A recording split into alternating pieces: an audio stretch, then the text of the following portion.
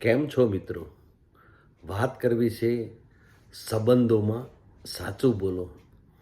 ઘણા બધા સંબંધો એટલા માટે તૂટી જાય છે કારણ કે એક વ્યક્તિ સાચું બોલી નથી શકતો અને બીજો સાચું સમજી નથી શકતો. એટલે ઘણી વખત કોઈ વ્યક્તિને સાચું કહેવું હોય પણ એને સંબંધ બગડી જવાની બીક લાગતી હોય છે. એટલા માટે એ સાચું બોલી નથી શકતો અને જ્યારે બીજો સામેવાળા વ્યક્તિને સાચું નથી બોલ્યો પણ એ વ્યક્તિ કંઈક ખોટું બોલ્યો છે તો એ એને સાચું સમજી બેસતો હોય છે.